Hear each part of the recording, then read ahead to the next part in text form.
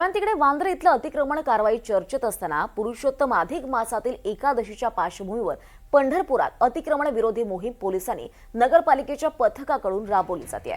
Police आणि नगरपालिकेच्या वतीनं संयुक्त कारवाई करत विठ्ठल मंदिर परिसरातील अतिक्रमण पथविक्रेते काढून टाकत मंदिर परिसरातला रस्ता अधिक मोकळा करण्याचा प्रयत्न प्रशासनाकडून होतोय.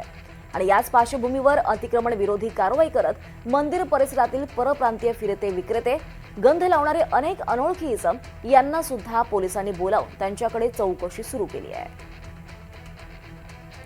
तर अतिक्रमण काढून रस्ता करण्याचा प्रयत्न सध्या सुरू आहे. पंढरपुरात अतिक्रमण विरोधात धडक कारवाई सुरू आहे.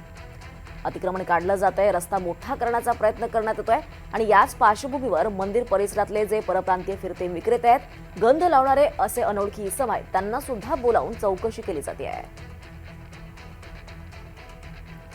रस्त्यांवरचे खड्डे, गटारांची उघडी झाकणं यामुळे होणारे अपघात आणि मृत्यू प्रकरणी नुकसान भरपाई देण्याच्या संदर्भात विभागाचे अतिरिक्त मुख्य सचिव यांच्या अध्यक्षतेखाली उच्चस्तरीय समिती स्थापन करण्यात आली आहे. मुंबई उच्च न्यायालयाच्या निर्देशानंतर या संदर्भातील शासन परिपत्रक बुधवारी जाहीर झालं आहे.